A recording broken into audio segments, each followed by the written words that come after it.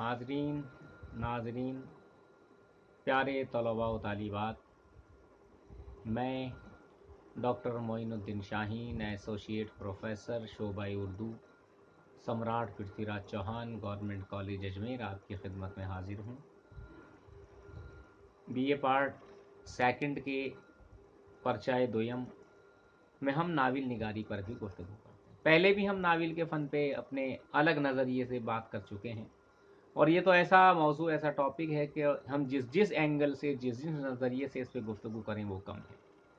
मैं आज एक नए नज़रिए के साथ या एक नए अंदाज़ तखातुब अपने अंदाज़ तखातुब के एतबार से बता रहा हूँ, क्योंकि ये लेक्चर मैं पहले भी दे चुका हूँ, लेकिन आपने उसमें और इसमें थोड़ा सा आपको फ़र्क नज़र आएगा। मैं ये अर्ज़ करना चाहता हूँ कि नाविल क्या है, नाविल किसे कहते हैं, नाविल की अज्ज़ाए तरकीबी फ़नी लवाज़िम क्या हैं। तो इस सिलसिले में कहते हैं कि नाविल और ज़िंदगी का चोली दामन का साथ है, बड़ा गहरा रिश्ता है इनका। वो ज़िंदगी के तमाम मसाइल, मराहिल, हकीकतों, सदाकतों या ज़िंदगी में सुबह से शाम तक जो नशे व फराज, जो उतार चढ़ाव इंसान की ज़िंदगी में रूनुमा होते हैं, नाविल दरअसल उन्हीं वाक़यात से तहरीक पाकर अमल में आता है।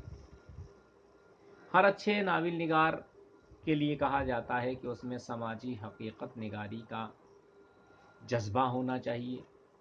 समाजी हकीकत निगारी पर हमने गुफ्तगू की थी जब हमने तरक्की पसंद तहरीक से मुताल्लिक़ अपने ख़यालात का इजहार किया था, और ये वजाहत और सराहत भी की थी कि समाज में जैसा कुछ या जो कुछ हो रहा है उसको वैसा का वैसा पिक्चराइज करना, वैसे की वैसी उसकी मंजर निगारी करना या मंजर कशी करना, यही समाजी हकीकत निगारी या सामाजिक यथार्थवाद का सिद्धांत है। नाविल का मकसद कोई ना कोई इस्लाह, कोई ना कोई पैगाम देना हो, कोई ना कोई तालीम देना होता है। नाविल से माना कि तफन्नुन तबा का भी ज़रिया है, मनोरंजन एंटरटेनमेंट होता है, लेकिन ये हमारी मालूमात में, हमारे इल्म में इजाफ़ा करता है, यानी ज्ञान वर्धन करता है। उर्दू में नाविल का फ़न अगरचे अंग्रेज़ी अदब के असर से आगे बढ़ता है, और वैसे तो ये इतालवी ज़बान के लफ्ज़ नोवेला से मुश्तक़ है, जिसके माने होते हैं नया या न्यू। आप कहेंगे कि ये नया और न्यू या नवीन जिसको कह रहे हैं, तो भाई फिर प्राचीन क्या है यार? प्राचीन भी तो होगा, क्लासिक काइंड ऑफ प्रोज क्या है फिर?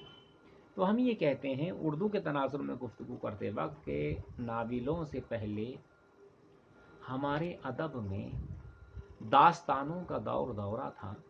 वो दास्तानों का ताल्लुक़ हकीकी ज़िंदगी से बराए नाम होता था, क्योंकि वहाँ तिलिस्माती ज़िंदगी होती थी। जिन, परी, भूत, बला, जादू टोना, यानी देवमालाई क़िस्से कहानियों से नाविल की तश्कील अमल में आती थी। लेकिन नाविल वो सिन्फ़े नस्र है जिसने इंसानी ज़िंदगी की हकीकतों, सदाकतों का रिश्ता उन तहरीरों के साथ जोड़ने की कोशिश की और उसमें कामयाबी भी हासिल की। इसलिए अब नाविल के किरदार जिन, परी, भूत, बला नहीं, बल्कि हमारे समाज में, हमारे मुल्क में चलते फिरते इंसान, वो इसके नाविलों में शामिल हुए या किरदार की हैसियत से शामिल हुए। अब नाविल के सिलसिले में कई लोगों ने ये कहा है कि जिस तरह से अफसाना एक मगरिबी पौधा है और चंद सर फिरे उसे उखाड़ के मगरिब से मशरिक़ में ले आए हैं, ये उर्दू के किसी साहिब तर्ज अफसाना निगार का कौल है, जिसने अपना ये तनकीदी नज़रिया उर्दू फ़िक्शन, जिसमें नाविल भी शामिल है, के लिए कहा है। फ़िक्शन के लिए हमारे यहाँ अफसानवी अदब का लफ्ज़ इस्तेमाल होता है। कहने का मकसद ये है कि नाविल ہماری وہ صنف نثر ہے جس نے ہمیں نئی زندگی سے روشناس کرایا، وقت کے تقاضوں سے روشناس کرایا. آج ہم اس کو یہیں رکھتے ہیں. اگلی نشست میں ہم اس کے پلاٹ، کردار، مکالمہ، قصہ، ہے نا، اس کا اسلوب، اس کا مرکزی خیال کیا ہوتا ہے، آغاز کیسے ہوتا ہے، اختتام کیسے ہوتا ہے، اس سلسلے میں اگلی نشست میں گفتگو کریں گے. تب تک کے لیے خدا حافظ.